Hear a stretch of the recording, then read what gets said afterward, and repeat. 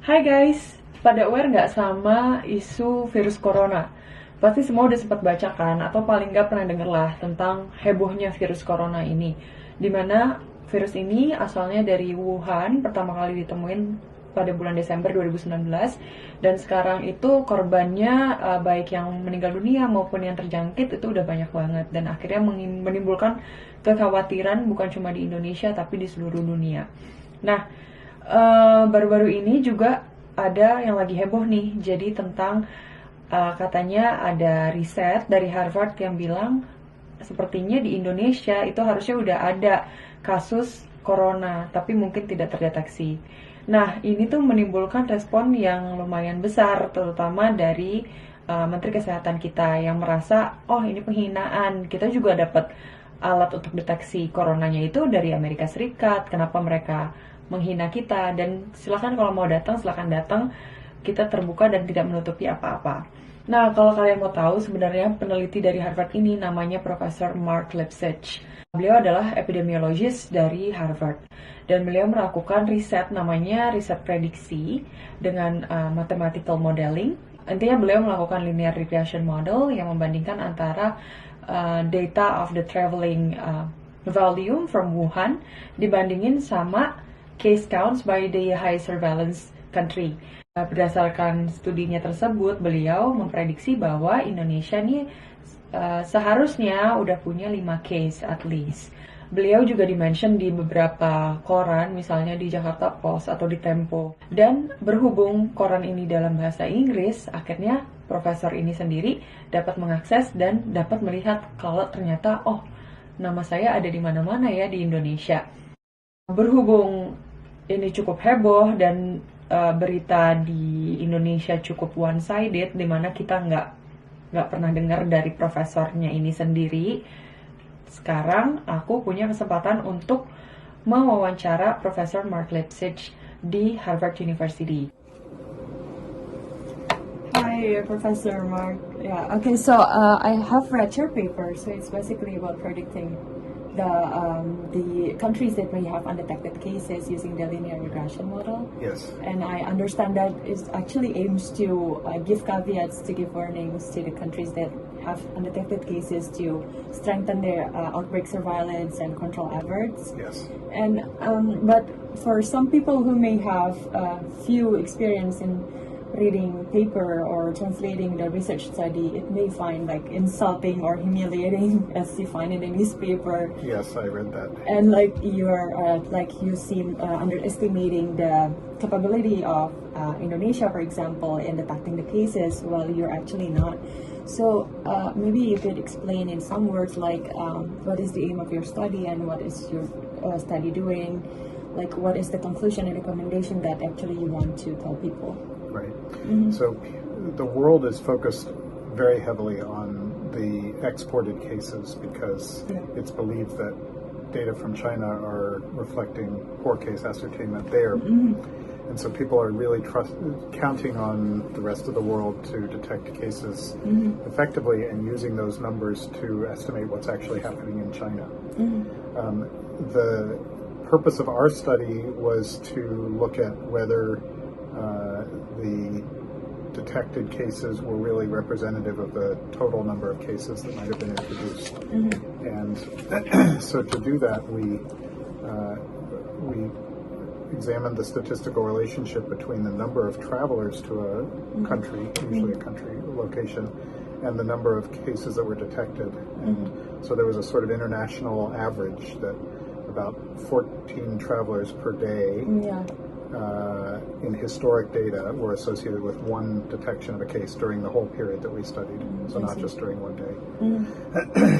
And by that standard, Indonesia would have been expected to have 5 cases approximately, but it had 0 during that period.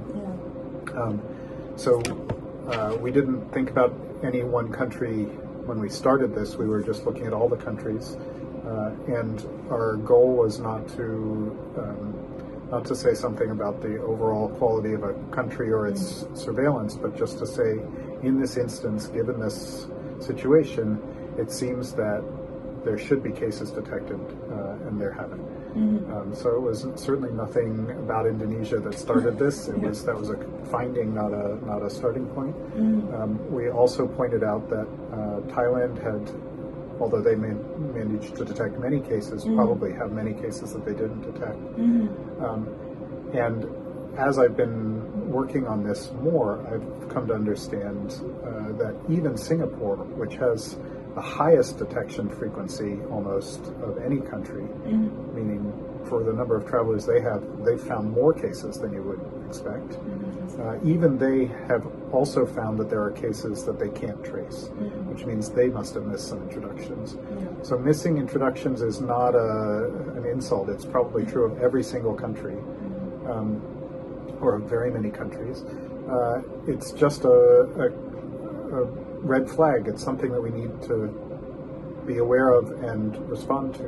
And as I've said to a number of people, what public health is supposed to do is, among other tasks, is to find potential problems and signal them to people who can deal with them. That doesn't mean every problem that's detected is a real one, but we have to have some I read your tweet on that. So the goal was to be constructive, and in that spirit, I have a few contacts in Indonesia. I shared that paper with them before it was put on the web. I shared it with WHO before it was put on the web, and I'm very open to sharing and trying to be helpful in the future. This is not meant as any kind of an attack on one country. Would you mind if I move closer? Okay. Yes, just okay. So also it is. It's like maybe you have read in the newspaper that our Minister of Health, Mr. Terawan, mentioned that we actually use the tools from the United States, we use the kit from the United States, and like we are open, there's nothing we're covering up. Is this some kind of response that you anticipated before when you did the findings? I didn't anticipate exactly that response, in the sense that in no way did we imply that this was covering something up. I think it appears, from what I can understand of the press, and it's very confusing, but from what I can understand from the press, the test kits did not arrive in Indonesia until after the period, or right at the end of the period at least, that we were studying. So if that's true, and if the test kits were the way you would test, then that explains it. It's not a cover-up. It's a lack of testing. If I've since heard different things, that there's another way of testing that wouldn't use the kits, but would use some kind of sequencing, and I don't know what to say about that. I'm not sure I understand what that is referring to, but it's possible that some people were tested before. But in any case, you'd have to do a lot of testing, and people have to voluntarily come forward. There are a lot of steps before you can detect even a few cases. So certainly there was no implication that this was deliberate. Okay. I just have like two more questions. So I understand that you are a very well-known epidemiologist, and you must have done so many studies before. And despite having the findings that Indonesia may already have 6 cases or 5 cases, do you think it would be possible that we actually have 0 case in our country? If it's not possible, like what has gone wrong? I think it's possible, because everything is possible, but may have a low probability. Our estimate is that the 95% prediction interval does not include 0, so it would be quite unlikely, is what that implies. Having said that, the model is imperfect, and it will make predictions that are not perfectly accurate. So I think there could be 0 cases. It would be very strange, particularly because even the countries that are finding many cases are probably also missing cases. So that means Indonesia might have more than 5,